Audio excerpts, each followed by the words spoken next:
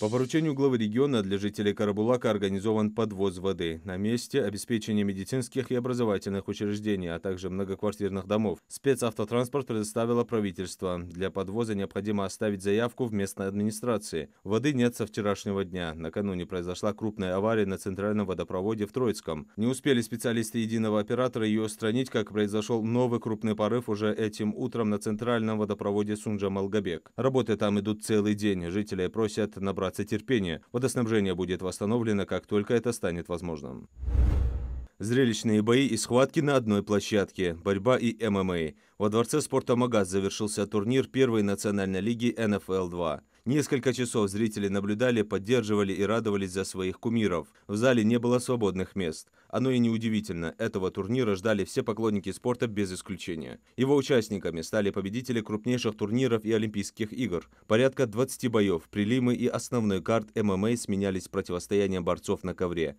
В схватке сошлись олимпийский чемпион Заурбек Сидаков и действующий чемпион России Анзор Закуев. Вышли на ковер и двукратный чемпион России, трехкратный победитель чемпионата Европы, призер юношеских Олимпийских игр Мухаммад Евлоев и бронзовый призер Олимпийских игр в Париже Габриэль Расилла. Ярчайшим событием турнира стало возвращение легендарного российского бойца Александра Емельяненко. Возглавил турнир НФЛ также поединок не знающего поражения Руслана Белхароева против опытного боевого самбиста Магомеда Магомедова.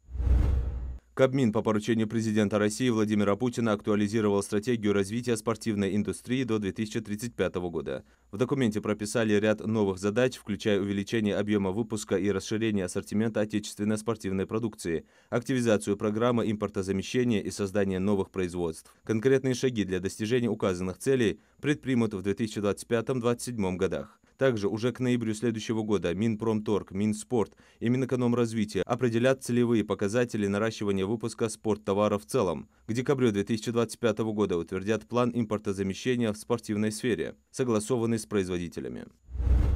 Минпросвещения вместе с руководством регионов и Российским военно-историческим обществом должны к 15 февраля подготовить предложение по расширению программы «Дороги Победы». Такое поручение дал президент России Владимир Путин. Проект реализуется в стране с 2014 года. Его разработчик – Российское военно-историческое общество при поддержке Министерства культуры и Ростуризма. Посещение музеев, питание, проживание – все предоставляется за счет организаторов. Активисты регионального отделения Организации ветеранов боевых действий и Общественного совета гражданского общества несколько дней находятся в Запорожской области. Поехали с гуманитарным грузом для наших бойцов. Общественники побывали в 4 подразделениях, где служат наши бойцы. Оценили их быт, условия на передовых позициях, траншеях, блиндажах. В гумпартию вошли продукты питания, а также автомобиль «Нива», необходимый бойцам для выполнения боевых задач, обогреватели, генераторы. Акцию провели при поддержке спонсоров предпринимателей региона. Помощь активисты доставили в Запорожскую область и передали нашим бойцам. Мы с вами все вместе, одна команда, советский, российский народ, вооруженные силы наши, значит, и мы должны с вами выполнять поставленные задачи, вы должны, да, а мы вам будем помогать. Поставленные задачи верховным, нашим главнокомандующим Путиным и вашим непосредственным военным руководством. Удачи вам, ребята! В ДТП с участием 6 автомобилей в Малгобекском районе пострадали 6 человек. Об этом сообщили в чрезвычайном ведомстве по региону. Дорожно-транспортное происшествие произошло этим утром по дороге Малгобек-Зязиков-Юрт. Пострадавшие доставлены в Малгобекскую центральную районную больницу. Причины и обстоятельства ДТП устанавливаются. В России предлагают вернуть туристический кэшбэк для семей с детьми, а также при оплате детского отдыха. С инициативой в адрес Кабмина обратился Комитет Совета Федерации по регламенту. До 2030 года турпоток в России должен удвоиться до 140 миллионов человек в год.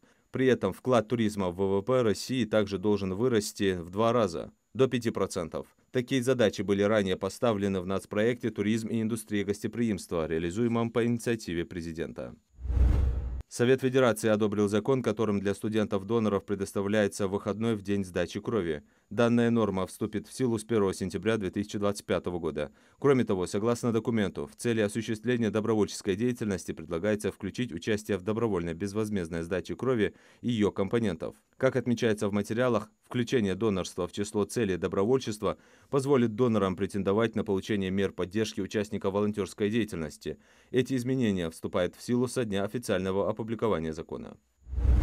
Сегодня свой профессиональный праздник отмечают работники энергосферы. От этих людей зависит тепло и свет в наших домах. А в крупных масштабах именно на этих сотрудниках держится энергетический комплекс страны. День энергетика – это праздник всех, кто когда-либо был причастен к созданию и обслуживанию энергетических систем. История этого праздника в СССР началась 58 лет назад. Он был установлен в память о дне принятия государственного плана электрификации, который был принят 22 декабря 1920 года. Вместе с энергетиками России свой профессиональный праздник сегодня отмечают и специалисты отрасли еще в нескольких странах.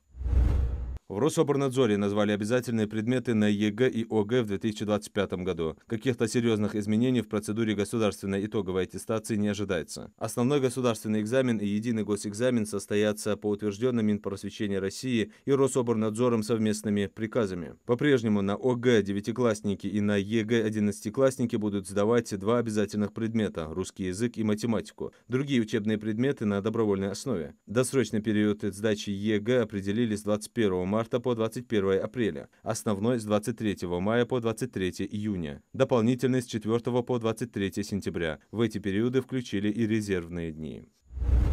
Роскачество подготовило проект ГОСТа на государственные подарки для новорожденных детей. Его планируют утвердить уже к середине 2025 года. В подарок должны входить детские вещи и аксессуары, а также предметы ухода за малышами от 0 до 6 месяцев. Качество и безопасность товаров нужно подтверждать сопроводительными документами, сертификатами соответствия обязательным требованиям. Набор должны выдать семье при выписке из роддома бесплатно.